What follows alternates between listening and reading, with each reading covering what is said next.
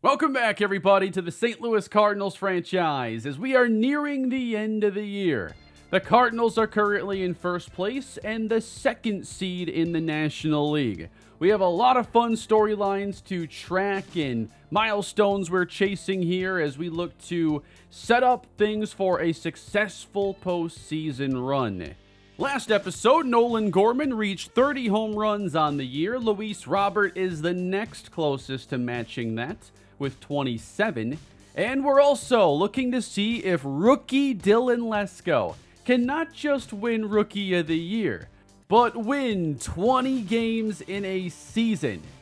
We're also looking at the progress of rookie Daryl Moreno, who's putting together a really good start to his major league career. He's done a really good job getting extra base hits already. Now, I'm recording this episode the day after recording the previous one. I haven't yet posted that video, so I haven't seen any feedback or anything. I hope you all enjoyed that episode, because it was one of my favorites in a while, and I wanted to continue recording that way with the almost play-the-moment style baseball games. Kind of taking critical situations to that next level and getting through games fast, but still getting a lot of action with a lot of players. So right now we are trying to get to September for call-ups. I have my plans already set for that. 1-0. Yeah, let's jump on in here. I used to avoid these situations. I'm here to capture the best moments of our season, and I'm not afraid to jump in and try to finish these off. So 1-0 with Corbin Burnes facing Brenton Doyle. Burnes has been our best starter arguably this year, although I guess Dylan Lesko is in that conversation. Doyle swinging that one way up at the letters. And now Doyle lets it go full. Nolan Jones is on deck. Doyle, the 3-2 is grounded to Nolan Gorman for out number 1. And of course, we've spent a few episodes now talking about Nolan Jones when I looked to bring him in. Didn't happen. He stayed with the Rockies. And now looking to help the Rockies pull off a comeback late. Ooh, center cut and missed it. Burnes is at 111 pitches, really emptying the tank in this game as Jones takes away. Lifted, left center and deep. Donovan back, watching this one fly into the bullpen. The game is tied as Nolan Jones spoils the shutout attempt of Corbin Burnes. So for those of you that were hoping to see Nolan Jones hit some home runs here in St. Louis, this is kind of a roundabout way of achieving that. So I guess we're on walk-off watch again here this episode. Plenty of these during the course of this season. Walker, what? You gotta be kidding me. What is it with first base? We've seen some weird things off the first base bag this year. This time, it's going to hit the corner and just bounce awkwardly past Walker. Unbelievable. The Rockies have Michael Ciani pinch running. He was with us at the very beginning of the series. And now Luis Rengifo waving at one in the dirt from Cano. And we're having a lot of trouble putting batters away this inning. Full count. And Cano walks him. 15 pitches now from Cano. It's been a long inning. Long enough, I'd say, as the sinker dives inside. Just need a little ground ball here. 10 games up on the Brewers. Central looking good for us. And another full count. What is it with this inning right now? This is so annoying. The Rockies just won't go away. And he walks Chaparro. This inning is dragging on for far too long. Give me the flamethrower. Michael Tolia puts the bunt down and can't get the out at home, but still do get him. The Rockies have taken the lead suddenly.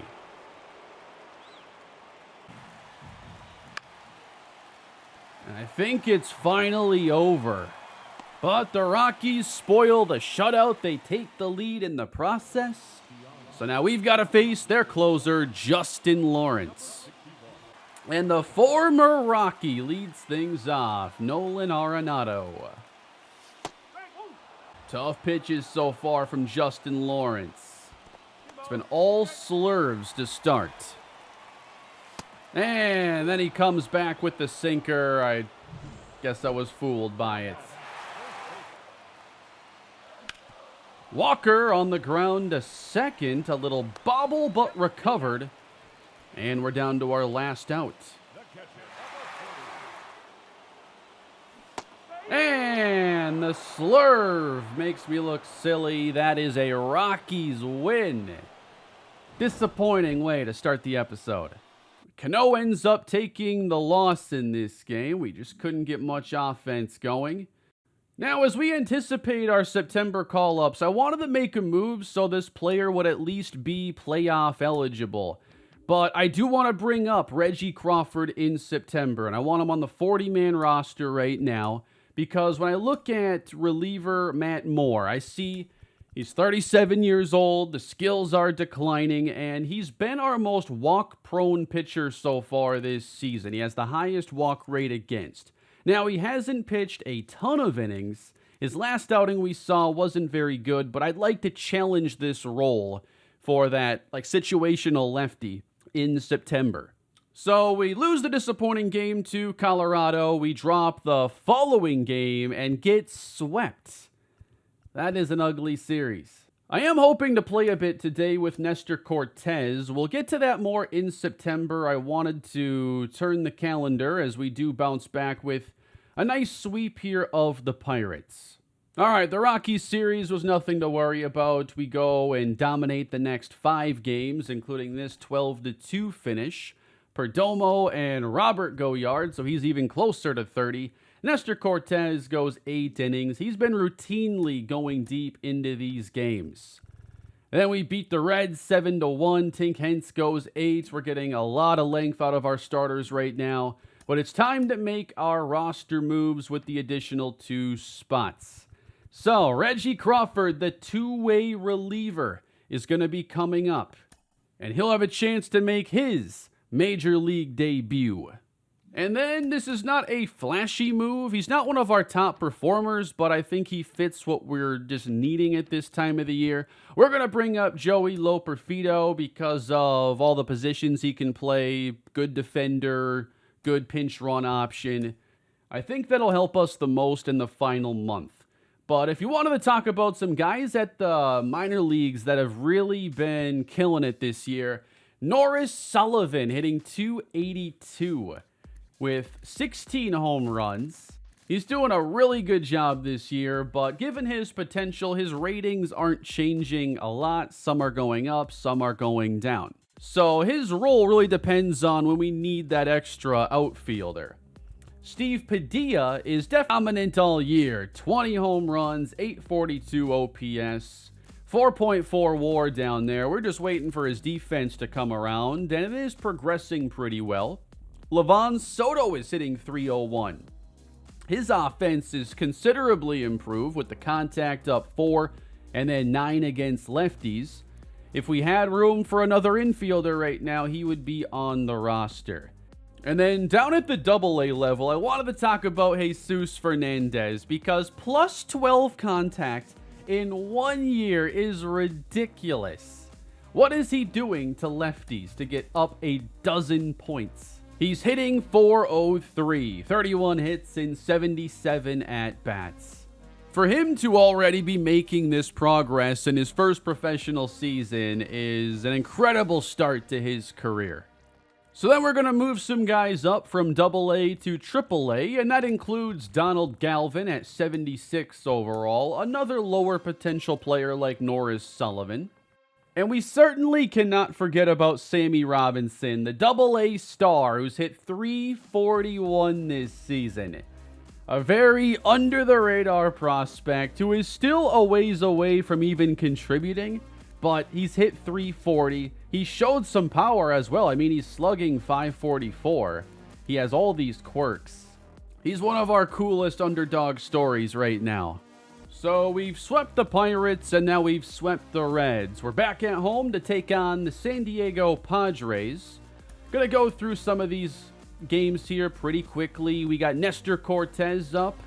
It's a good time to check in on him. It's been a while since I had a start, but of course we're going to do more of these quick manage games I've really been enjoying. I am seeing here the cold streak is persisting for Daryl Moreno, and his average is down to 223. So a far cry from where it was in the beginning, but still good to get him this early experience. All right, so top of the second inning, Nestor Cortes gives up back-to-back two-out singles. We'll jump in as he faces Jake Cronenworth. I think Cortes has been a really good signing for us.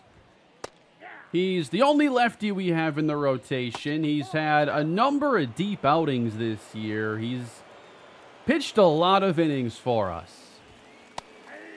And now 2 strikes here on Cronenworth. Open to leave, 2 aboard, and that's rolled over. It is fielded by Wynn. Why is he at first? I had him DHing to start this game. At least I thought I did. Maybe I moved the wrong guy.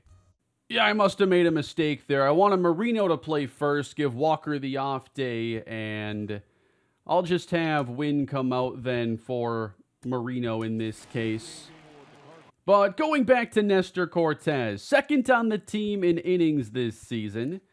And he's improved off of his first year in St. Louis. The ERA is down a little bit. The whip is the exact same. But he's been basically the same guy. And already in these 2 years, he has 6 complete games. 5 of those are shutouts. So he's one of those guys that allows us to not worry so much about the bullpen and those guys getting tired. That just hasn't really been a thing this season. Way out in front as Ortiz tried to send one 800 feet to left field. Gone on strikes. Cortes gets Ortiz for his second strikeout. Alex Verdugo is now with the Pirates and sends one high in the air to Robert in center. And he's got enough room. Dodgers already looking to clinch the NL West here in the first week of September. Cortes pitching to Taylor Walls. That is just low. And the 3-2 coming back to strike him out. So, Daryl Moreno has found his first big league slump. Let's see if we can help him get out of it. Only a 223 average now. Up and in with the slider from Sawyer Gibson Long. Just a little bit off on the fastball. And actually, that's the timing I like there on the early side of the good window. Another one is hammered, but that's definitely foul. The count now full on Moreno, and Gibson Long's payoff pitch is grounded to third. Good 2-strike pitch, and Moreno is retired. Let's go bottom 4 now. A scoreless game still. Let's see if we can change that. Luis Robert Jr.'s 0 for 1. That was late anyway. Glad that went foul. So, Robert now, 29 home runs on the year. One more to hit that milestone. You almost got me on that one. I'm interested. What is Robert's career high in home runs? 38 back in 2023. So, it's been a while since he's hit that 30 mark then. Plenty of time to get there. The 1-1. Good fastball on the edge. And the slider as well, and I think that timing was all right. Good strikeout. And that is left up and belted to center, but only 86 off the bat. That is extremely unlucky. And what's Nootbaar batting now? 329, but he doesn't have enough at-bats to qualify for the league leaders. Otherwise, I think he'd be like number 1 or at least top 3, 5 maybe. And he gets a hold of this one! And it's slicing foul. Just a little too late. 2 strikes and then hitting him in the belt. Nolan Arenado now gets a chance. Down below, we still see the Marlins up on the Phillies there by 3 games. Milwaukee cuts our lead down to 8.5. I say if it gets around 5, that's when I'd get a little bit concerned. With all the games we have coming up against the Dodgers, too, that's going to be difficult to play them 7 times in like a 10-day stretch. Ground ball on to short, and the shutout remains. 2 on here in the 5th. I talked about the 5th inning all last episode. So let's jump in and see if Cortez can settle it down. Cronenworth is up. Way out in front. Good slider. Left on left sliders just look impossible to do anything with. And got him on the big breaking ball.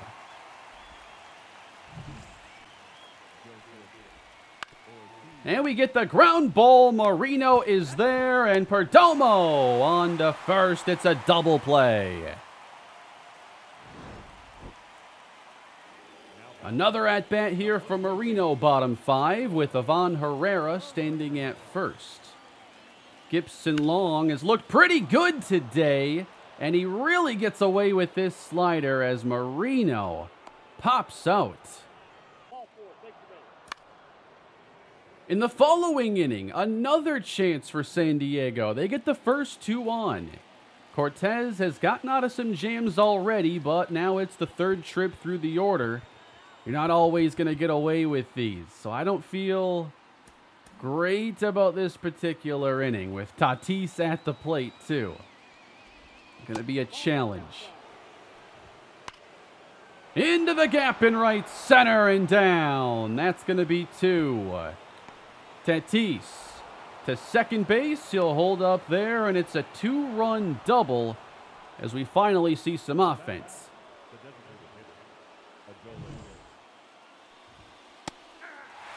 Lucky that Garcia went after that low fastball. Could have been a 3-1 count.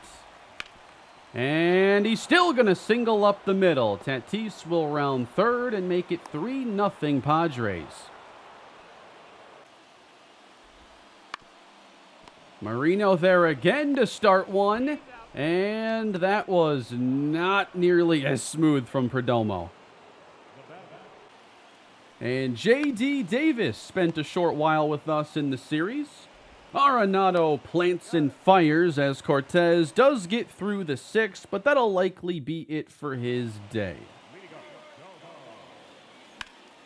Perdomo with a drive, and that one turns foul. We're just letting him get away with every mistake now. Including that one on the backhand. It's a good cover by Gibson Long. Robert smashed to left center. It is back, and that is number 30. He wasn't going to get away with these all day. So our second player to reach 30 home runs on the year. Really excited to have this version of Luis Robert looking like a superstar again. And we're going to be counting on him when October comes around. It just sounded different. Gorman now. He's going to drive one to deep left field. And it's run down on the track. That one didn't feel good. Behind third base, and it falls in! He missed it! And Nootbaar can scramble on to second, and that is a double. for a guy who can just do no wrong at the plate this year. Arenado pops it up to only allow 1 run on some of these pitches he's thrown. He's gotten so lucky. We're going to have a debut here today as Reggie Crawford makes his major league relief pitching debut. We have a couple lefties up this inning. We're trailing, so I think it's a good time to get a look at him and see if maybe we have someone who can make that playoff roster. Crawford has a mid to high 90s fastball and then a slider that works off of it. So pretty much a 2-pitch pitcher. And then, of course, he does have the ability to play first base and can hit. And has, like, average speed if you wanted him to pinch run, I guess. Maybe in the 13th inning that could be useful, but you'd probably have to have him throwing in a game like that. But when I saw he was a two-way player, and a lefty, and close to the show, I knew he was a really good fit for a trade. It feels a lot faster than it is, too. Got him! 96, and he gets Cronenworth for his first big league punch-out. One thing also on Crawford is his stamina is pretty good. So he has multi-inning upside as well. He just checks so many boxes for why he would be an interesting player to keep around. Behind first, Nootbaar, not going to let it happen to him. He makes the catch. In there to Verdugo. That was his slider, front door. Line drive, Robert lets it fall. 95. It looks like 105. It's just the delivery and everything. So ahead of Taylor Walls. Let's see how good that slider is. That one gets away from Herrera, and we're not going to make a play. Runner moves up 90 feet. And Crawford missing low again. Let's go two-seam this time. Wild with it. He struck him out, and Crawford gets through his first big league inning. Bottom of the 7th. Walker doubled to begin the inning, so Daryl Marino has an RBI chance. Sawyer Gibson Long still in. And Marino cracks one to the gap in right center. Maybe that can be the slump buster. It's an RBI double. And now we got to face a new guy. I mean, they watched him throw it right down the middle for like 3 consecutive innings. Can we get Marino home? I do think running for him here makes a lot of sense. Especially because Loperfido can play the same position there. So, Joey's going to enter the game. And Cosgrove is in there with 2 quick strikes. And a fly ball from Donovan. Really good at bat for him. And Cosgrove now looks to leave Joey Loperfido at second base. Here's going to be Geraldo Perdomo. Has had a really good season, first year in St. Louis. And it's a foul ball down the line. Didn't miss it by much. Again out in front. Sat back on the changeup, but not nearly enough. I can't even say I sat back. I was still very early. 2-2. That one is lined up and flied out to center. I gotta say, though, I feel like my swing is getting to a point where I feel good going into playoff games, that I can actually, put up a fight. So 3-2 here against the Padres. Another error. I want to see who is racking up the errors this year. Cano gives up a run, not a great outing.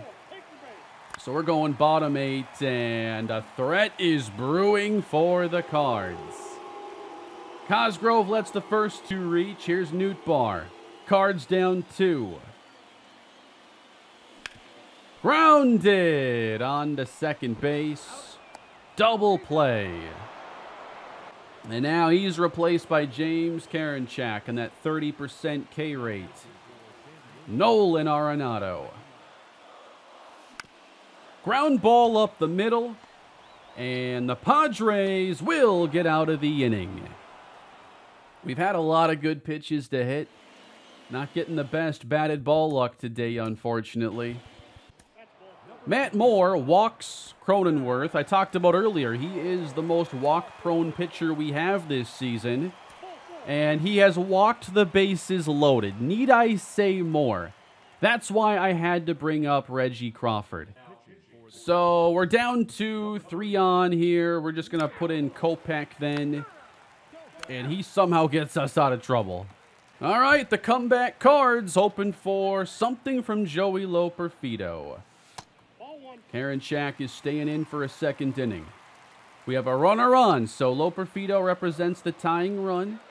He's in the place of Daryl Marino, of course. 3-1, we're not going to run. That's not even the tying run, so we're not going to get greedy. 3-1, and a walk for Joey. So the winning run brought to the plate. It's Brendan Donovan, who has not had that same home run power this year. Not that it was tremendous to begin with, but it's quite low. Flip foul toward the seats, might not reach, but it's still in no man's land. 2-1 though, coming back. Karinchak a bit low on energy. 15th pitch. Ball 3. He's got to give us something here. No way he loads the bases, right? He does. Loaded up for Perdomo. He's hitless today, and he's one of the best on-base players in baseball. He's so due to reach. No! Late on 96. 2 gone. It means it comes down to Luis Robert Jr. And here we go. An AL Central reunion. Karinchak versus Roberts. Ball 1. No way, it was down the middle. That was late again. Strike at the top edge, and the count now is even. 3-2.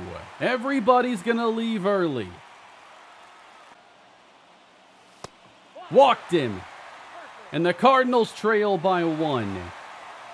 New pitcher Luis Patino is going to face Nolan Gorman.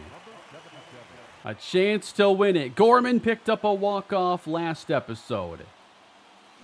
And he does it again! Deep to center! Grand Slam winner! Right down the middle! 455! What a way to win it! Not only did he have a walk-off last episode, he also had a grand slam at the very beginning of the video. The tables have turned on Slam Diego. Warmed up to come in and deliver exactly 1 meatball down the middle. I don't know what it was. Like, all their pitchers in this game were living in the center of the plate. Very dangerously.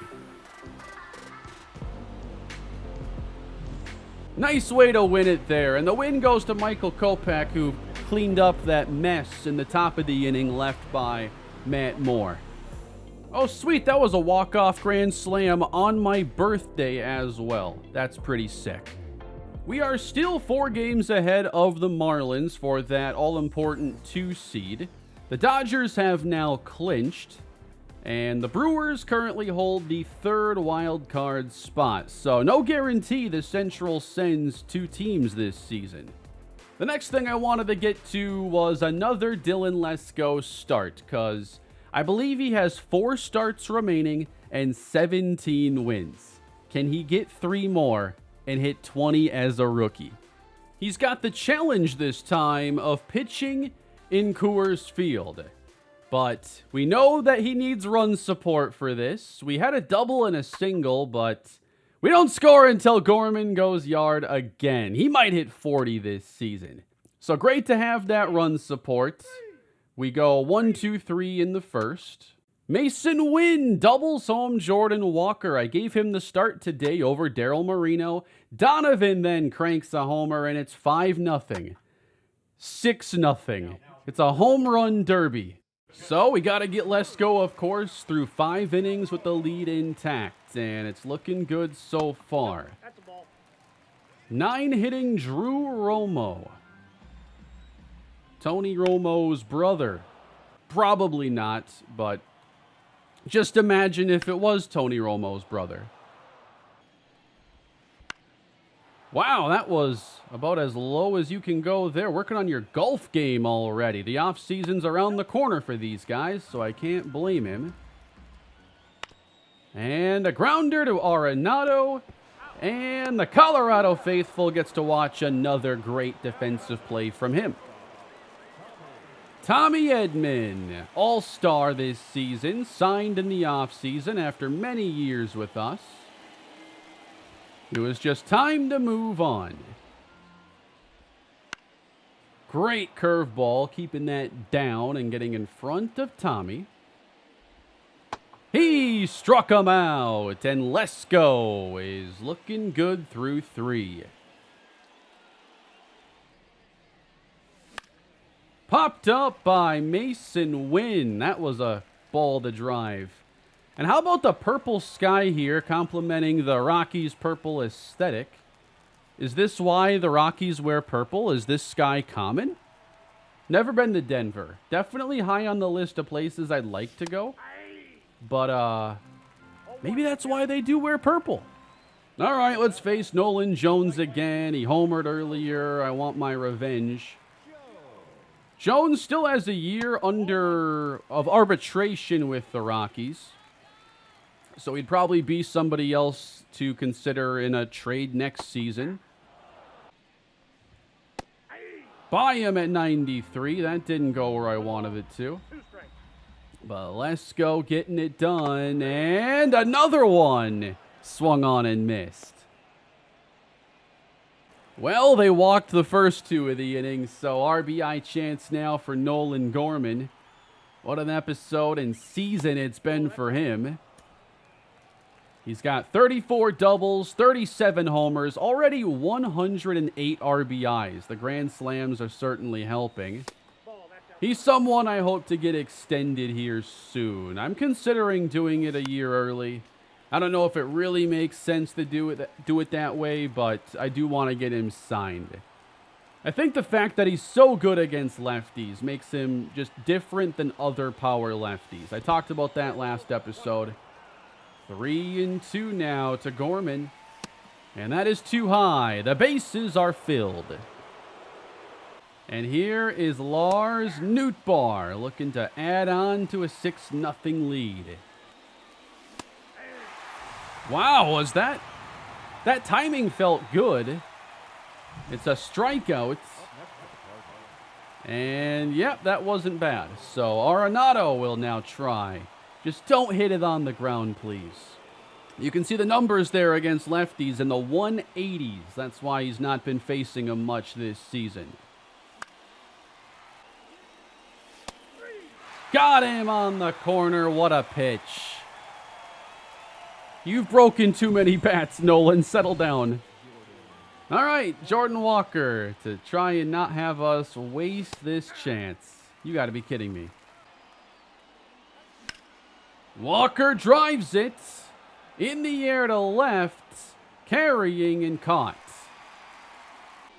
So on we go to the 5th inning now. Lesko only 40 pitches into the game. Could be prepared to go a lot longer than 5. Rengifo 0-2. In the air, Donovan makes the catch. His fastball is on point today. 2 good strikes there on the outer edge. Not much to work with here for Chaparro in the at-bat. Good breaking ball fouled off, too.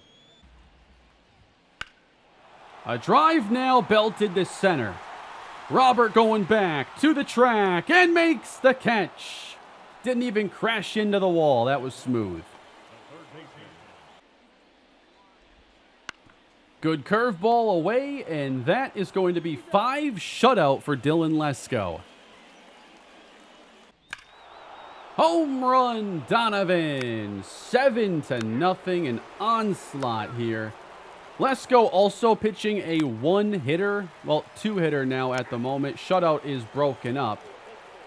And yeah, let's jump in here with 2 on. Like to keep this a lopsided game.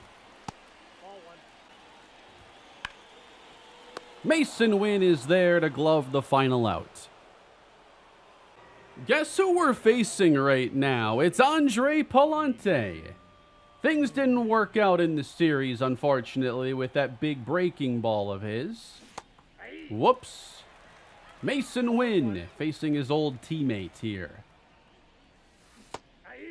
And the 12-6 swung on and missed. That's his signature pitch. Got him looking.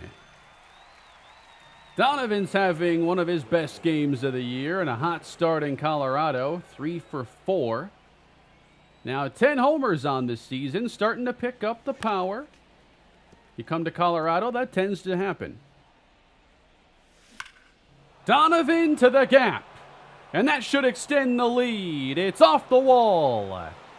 Donovan with his 4th hit. We wave home the runner, and he's going to be there in time. I don't know. I think I bumped L1 there on accident, trying to manually aim the slide. We'll take it, though. It's a 7-run lead. And that one's driven out to right field, and Robert sends it over his head. We're going to have 2nd and 3rd here, as Perdomo was already aboard. Can we get anything more off of our old pal Andre Palante? You might be better off walking this guy, in all honesty. We could be pitching around him here this at-bat.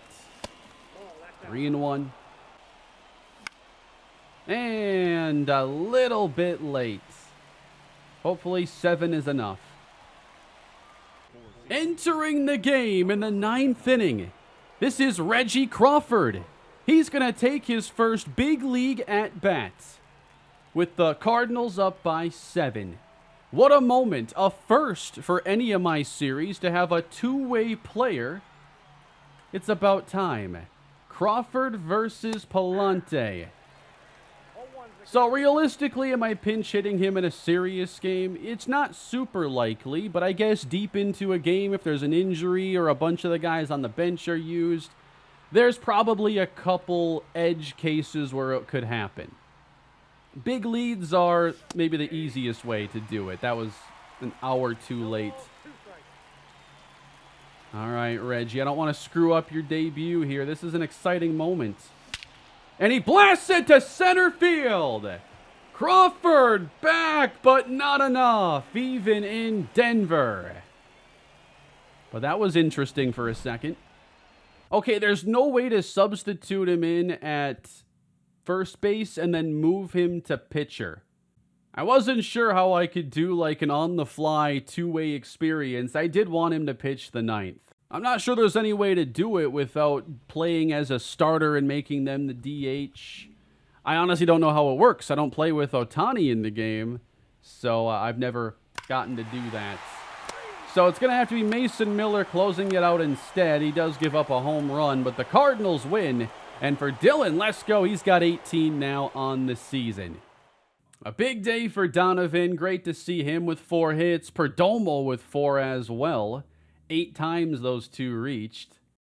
In the following day, another tough outing for this Rocky offense. Dylan Cease going deep into this game. How many strikeouts did he end up with? 13, as we hit 3 homers and win easily. But that brings us to our toughest stretch now to go Dodgers, Braves, Dodgers in a row. 9 games up on the Brewers. The Dodgers already have 100 wins. The Marlins have 87. So this is the stretch where I worry about losing that 2 seed. First game, LA leads late. They win 6-4. Then Nestor Cortez is getting the next game. We do lead again late and win 3-0. And we win the series 8-2 in the finale. A triple from Walker, a homer from Robert, and Tink Hence goes 6 very solid innings. That brings us right back then to Dylan Lesko against the Braves. Early trouble for Lesko. The bases are loaded without a hit, and he gives up an Ozzie Albies grand slam. Not a good start. We are answering, though. We load the bases, only get 1. It's something. But this might not be Lesko's day, unfortunately. Unless we keep racking up the runs.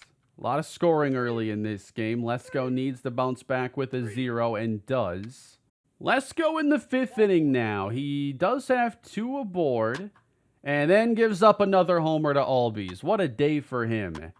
So there's not going to be a win this time around. He's got to come out. And this Braves offense has been potent all day. 11 hits, 9 runs. Got Liberator just kind of eating up innings for us. And let me get Matt Moore in there. I want to see if he walks anybody in this outing. Pop out, ground out, single. He does walk Acuna, does walk Riley. But I think those walks are enough of a concern to where I don't know if he's going to make our playoff roster when it comes around. So we're going to lose this one. Braves win. Ozzie Albies has just a tremendous day. 2 homers, including a grand slam. He gets 7 RBIs. So Lesko's going to get 2 more starts, and they both have to be wins. We do drop the series there to Atlanta. And we'll check back on the standings. Again, we're up 7, very close to clinching the division then. The Marlins are still 3 games behind us as we resume action against the Dodgers. Lose the opener, win the next day, and then Lesko faces Maddox Bruns. No score, 3rd inning, and we'll dive into this one with Dylan Lesko taking on Shohei Ohtani.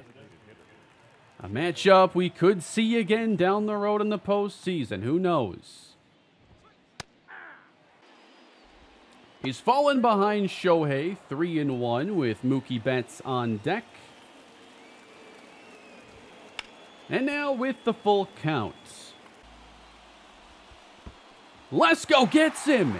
A wild swing from Ohtani for strike 3. I didn't think there was a chance he'd swing at that pitch. Ooh, good pitch from Lesko. And then fouled back, getting in front. Ground ball to Walker. And check out the ticker down below. The Cardinals have clinched the NL Central. Not that it was in doubt, but that's now cemented. Outman is about to be Outman. Outman sounds like a superhero that can't reach base. Here's Maddox Bruns, and Jordan Walker narrowly missing a solo homer. Bruns, a lefty with a fastball slider curve, not familiar with him. And it looks like he was a September call-up, so I don't even know if he's playoff eligible or anything. Wow, Lars' average is way down, 309 from like 325. And he'll hit with Walker at first. Nootbaar hitless here in the series against LA. Jordan Walker takes off. It is flying in the air out to deep left and run down. Walker will make it back. Contreras, that is through, a base hit. Cards have 2 on.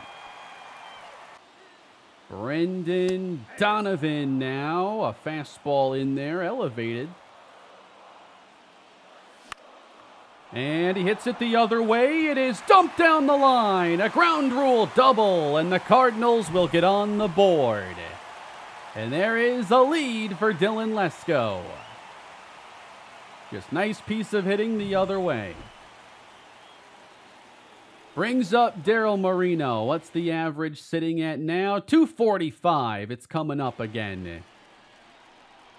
The question really becomes, what's Moreno's role when the postseason gets here? Because we do want to have our best defense out there most of the time, which will often have Donovan at second base, our outfield with Carlson or Scott, Robert, and then Nootbaar. Where does that leave Moreno then? He lines it into center field, and Donovan's going to come around to score, and the Cards lead 3-0. I feel like he's probably going to be a bench bat, potentially a starter against lefties. That requires us to take one of Arenado or Donovan out of the lineup. And it might be tough to get him starting once we get there. Loperfido now with a drive that is slicing to the corner, and that's a ground rule double. Another one out of reach. And the Cardinals are threatening to add on even more. Dylan Carlson now. He's hit lefties well all season. And that's going to continue. A deep drive into the gap. Another extra base hit. It's a 5-run fourth. Bruns Day is done. So this game's looking really good then for Dylan Lesko. Needs to finish 5 innings to be eligible for a win. A drive lifted towards Loperfido, and he finds it at the last moment. Don't scare us like that, Joey. Much like real baseball, I feel like every time I play the show, there's something where I'm like, hey, I haven't really seen that one before. Whether it's an animation or just something like the ball hitting off of first base earlier, the way it did was just bizarre. The kind of thing where you're like, I'll play 100 more games and that's not going to happen again. Not that that situation by Joey is probably a 1 in 100, but it's something I haven't seen.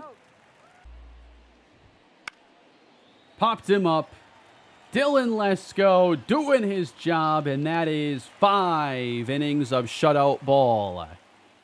On his way to win 19 if things hold. Third trip through the order getting underway. Ohtani flies out to end the inning. We add on to the lead here in the 6th inning with Jordan Walker. Dylan Lesko goes 7 innings of shutout baseball, relieved by Reggie Crawford making his 2nd appearance. And he's going to exit the game with 2 on. We put in Yenier Cano to finish off the inning. Mason Miller gets the 9th, and no drama as we shut the Dodgers out. Lesko gets win number 19. He's going to have 1 more guaranteed start. Let's check out the award standings again. Shohei is your leader for MVP. Juan Soto's not far behind. Nolan Gorman could be a very solid 3rd or 2nd runner-up. Can he really pull this off for our 2nd straight Rookie of the Year pitcher? Cardinals sweep the Dodgers, and while I was worried about this 7-game stretch we'd face them, it actually wasn't a sweep. We took 3 out of 4. But a 5-2 stretch against the best team in baseball. That's going to be some great momentum to take us into the postseason. 6 games left. We have 96 wins. The Marlins have 94, so we cannot coast our way into the postseason yet. The Brewers right now are out of a wild card, and right now we'd be the only team in the Central in. as the Brewers have lost their last 5. Next game against the Cubs, they do win it 2-1. Following day, another tie game late. Cubs have 2 on. A strikeout from Liberator, and another strikeout gets us out of the inning. Marino singles, Donovan singles, and Roberts cannot cash in. 2 in scoring position now. This is JoJo Romero. Pete Crow Armstrong at the plate. Do you think about loading the bases here? There's a lot of speed. We're going to load them. And that's going to bring up Madrigal, who doesn't have as much extra base upside. So, bases are loaded, tie game, and we really want that second seed. Got him reaching there. A strikeout would be extremely helpful. He struck him out, and it's going to come down instead to Seiya Suzuki. Suzuki takes a sinker. It's a strike. And the count is 1-2. He struck him out. JoJo out of the jam. In the top of the 9th, the first 2 walk. Can we get that go-ahead run on the board? We got Nolan Arenado. 270 on the year. Defying regression. Continuing to be an upper-tier third baseman. No, that is such a bad miss. Swung right through it. 3-2. Assad's already walked 2. And it's a drive to right field. That's got to be foul. And it is. Ball 4. And they are loaded up as we look to take the lead with Walker. Let me get Helsley up now in case we can get this lead. Every game down the stretch matters given how tight the 2-3 seed race is. Jordan Walker, bases filled. That's going to left center. Walker gives us the lead. He'll have second. We'll hold at third. 8-6 St. Louis. Big time rally. And the former Cub, Wilson Contreras, back in Wrigley. Can we get some more? That's over third, dumped for a hit, and 2 more are going to come around. A big inning broken open, and the Cards lead by 4. That's a pretty awesome update down below. Marlins complete franchise turnaround, and they have won the East this year. Another run ends up scoring, by the way. We have a massive inning. And we do hold on for the 12-6 wins, so extremely impressive 9th inning for the Cards. The offense feels really good right now. I've been enjoying the games. My swing feels right. I'm so ready for this postseason baseball to return. Still 2 games up on the Marlins. Final game against the Cubs. Donovan with another huge day. It feels like he's got to be the hottest hitter in the lineup. 3 games left to go. And next up, it's Lesko. Here we go. A chance at 20 wins with Dylan Lesko. He gets out of the first without any damage. Neither team off to a good start offensively. And Donovan, there's a home run to put us ahead. So now we got to protect it, and the Nationals have 2 on for Dylan Cruz in the 4th. A lot of really good young players here with the Nationals. You got Cruz, James Wood, Brady House. There's a core here. Lesko at the knees, strike 2. And a drive lifted. Carlson going back. Does get there in time. It'll be 1st and 3rd. Strike in there to James Wood, who has struggled this year with runners in scoring position. Chases a changeup. And chases the curve. Brady House. And Lesko gets strike one. This guy's been a lot of fun to pitch with the last couple episodes.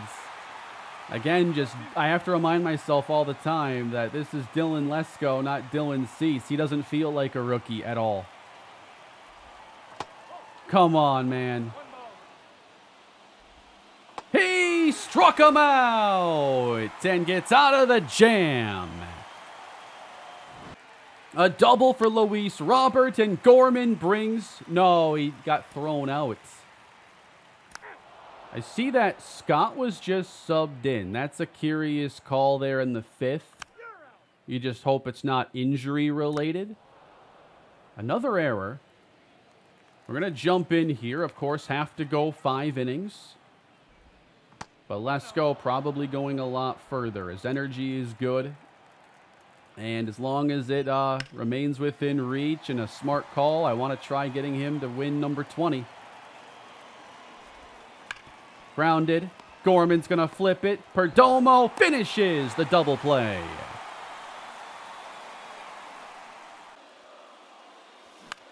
Inside out from Nootbaar. It's headed to left and run down. Donovan's average is all the way up to 292. He is red hot. He's up like 30 points today. This is ridiculous. Donovan says, I dare you to limit my at-bats going into the postseason. I think Marino's going to have to come off the bench, but that's going to be a really good option for us to have. That's up the middle, and Donovan just can't miss. Another hit. And that's going to bring up Daryl Moreno with 4 homers, 21 RBIs. Feels like a lot of runs batted in for him. And he gets to face the lefty, Eric Lauer.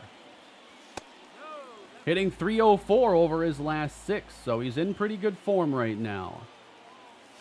Moreno drives this one out to center, but didn't hit it nearly hard enough. So it's only a 1-run game. Dylan Lesko, 3rd trip through the order. It's a 1-2-3 inning. Top of the 7th. Still 1-0. Lesko versus James Wood. In the air towards Scott, who should be in center field. When they made that sub, yeah, they didn't put him in center. Really curious why Roberts isn't in the game then. You'd hate to see any kind of injury down here late this season with no time to work around it. Kind of bizarre there is no in-game injury report that I know about. Unless you can check out the stats and it'll tell you if a guy is injured. Strained tricep, 1 to 6 days, which should give him, plenty of time to recover, especially if we're the 2 seed, because then we don't play in the wild card and it's more of like a week off for the team. So he might have gotten lucky there. Lesko strikes out House. 2 on here. We have a chance. 2 in scoring position. We've got to get him a little more run support. You want that solo home run insurance. That was just a little bit late. It's down the line, and I don't think I can run on that. I'm pretty sure I've ran on James Wood before. Didn't that happen? Either way, wasn't doing it there. Brendan Donovan, he's 2 for 2. Fly ball, and that one is belted to left center. Back toward the wall, and it lands! And 2 have scored for St. Louis.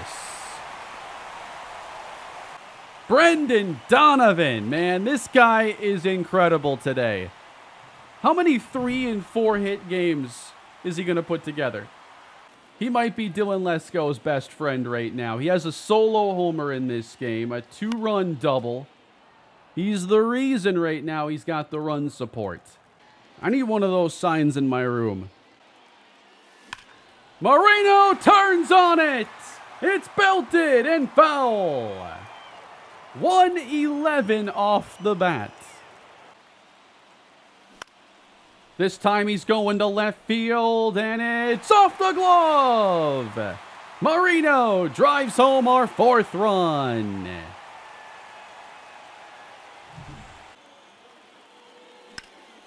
And now Carlson hits one out to right center. Hit well and run down by James Wood. 2 innings left to go. We're leaving Lesko in. He's got that 4-run cushion now. If he were to get into trouble, though, let's make sure we have somebody ready to come in like Mason Miller. Pitching to Montero. Count is 3-1. Got him out in front. And popped up towards the tarp. It's Walker with a run. He gets there. Now headed out to Nootbaar in right. Pitch count is still in good shape. And Gorman's going to send us bottom of the 8th. One more for good measure from Geraldo Perdomo. And here we go in the 9th inning. It's a 5-run Cardinals lead. Dylan Lesko has 19 victories on the season. It's been a rookie year for the ages. He does have a complete game shutout already, so he's not going for his first. But he's going to try to get win number 20 in complete game fashion. Got him around, that's strike 2. And Walker fields cleanly, that's 1. 92, and he's still getting swings and misses. How good is his fastball? Struck him out on the changeup. Absolute dominance out of Dylan Lesko. So, we're looking for win number 20. A complete game shutout. A Maddox is still on the table. Strike 2. So, can we get the trifecta right here? We got 2 pitches to do it. Matt Vierling, the hitter. Struck him out! Dylan Lesko! With one of the greatest pitching achievements ever in any of my franchises. He's done it. He will likely now become Rookie of the Year with a 20-win season, 2 complete game shutouts. Just got a Maddox right there, under 100 pitches. Talk about an investment paying off. We've been building towards this day since the, second or third episode where I traded away Goldschmidt? Unbelievable. One of the coolest things that's happened here in any of these franchises.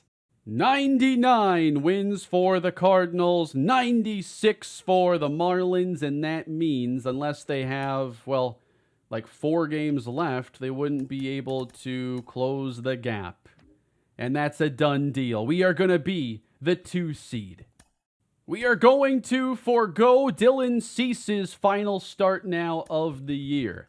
I'm going to manage these last couple games so that we can get, off days for players and just limit injury risk. Like Gorman, he doesn't need to play. Mason Wynn can. And Ivan Herrera is going to play out the last couple games.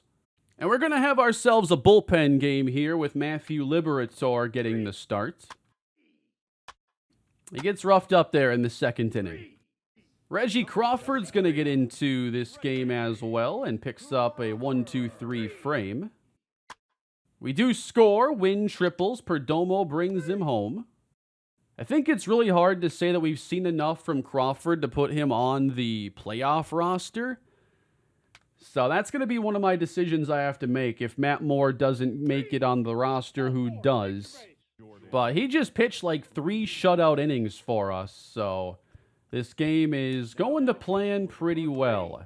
Matt Moore then comes in, and is he going to walk anybody? No. So Nationals end up winning that game 3-1. And then we're going to have Mason Miller get the final start in the place of Corbin Burns. Let's let those pitchers be healthy for the playoffs. I gotta say, the quick managing the last couple episodes and doing games this way has been some of the most fun I've had in the entire series. We're moving quickly, there's constant action, we're getting to see everybody, which is really important to me. Not just playing late game situations, but, every inning. Definitely something I want to incorporate looking into the future of MLB franchise on the channel. A big part of what I'm doing with the remainder of the Cardinals series is experimenting and figuring out some things so that when I start my next series, I can just go and not have to try out a bunch of things. And it's going to be a blowout win for us, it looks like, here in the finale. An 8-1 win. We play back-to-back bullpen games. And that is our regular season. We get to win 100 for the best season in the series. We win the division now for the second time, but we also have earned that first round bye. We'll face either Miami or Atlanta. The Dodgers had 108 wins as the 1 seed. The Diamondbacks are also in. Nobody else in the Central made it. The Brewers and Pirates on the outside looking in. They missed by a couple games each. Braves, Diamondbacks, and Phillies are the wild cards. Whereas in the American League, Rays, Red Sox, Orioles all get in. The Twins and Royals in the Central. And then the Rangers. And the best seed there was the Tampa Bay Rays. This was a really great season. A lot of fun. Gorman, 40 homers. Robert has 33. Jordan Walker, 24. Along with Nolan Arenado, who was far better than I expected this year. I was assuming between, he, Contreras, and some of the other veterans on the team, maybe a Brendan Donovan, that somebody would slump hard. And I think we overall avoided that happening altogether. We had even more players break out this season. And the team is as strong as ever going into the playoffs. The questions now come down to, what do we do with reliever? Do we have Matt Moore? Do we consider Reggie Crawford? And what about Mason Wynn, Joey Loperfido, Daryl Marino? There's probably going to be an odd man out there. So what does that playoff roster look like? Probably a 4-man rotation. Lesko, Burns, Cortez, and then Dylan Cease. Do we consider taking Tink Hence off the playoff roster? Unless he's going to come out of the bullpen. I'm cool with a 4-man rotation, and he was our weakest starter this season. Dylan Cease did have the worst team ERA, but I think he just had some bad luck. His home run rate, was high, around the same as Hence, but the strikeout rate was really good. Walks were under control, so his FIP is a 3.76. We do like that. And Dylan Lesko is indeed your Rookie of the Year. We go back to back. That means another prospect promotion incentive pick should be headed our way. And Dylan Lesko with 20 victories and 80 overall is going to be somebody we count on in the postseason. But who are we going to play? That is the question. Luis Robert, he's healthy. Perfect news. If we had to play in the wild card, he might have missed the first 2 games, and there's no guarantee that you get a third. So, when the action resumes, we've got the Atlanta Braves who defeat the Miami Marlins. Then it's the Phillies who will play the Dodgers. Atlanta's starting rotation has changed a lot, with the rookie Cade Kohler as their ace right now, apparently. They haven't listed above Strider, who, okay, these are playoff numbers now, but Strider did have, a complete season. Looks like he was very good yet again. But I don't think we're going to see Strider in that first game then. We'll see him game 2. Then there is Zach Eflin, and you've got a lot of players under 80 overall there. Jeff Hoffman in the bullpen, Michael Wacha, the former Cardinals there, and they added a lot of pieces to this pen with Alvarado, Matsui, and Leclerc.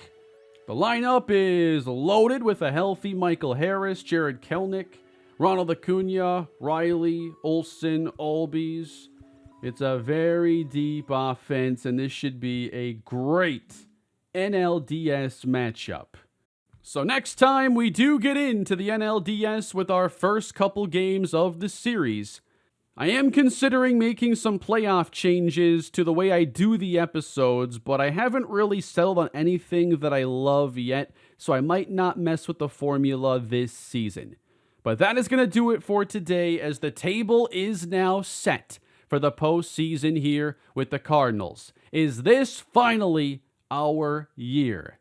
Thank you all for watching the season and this episode. I hope you've been enjoying the content in this series.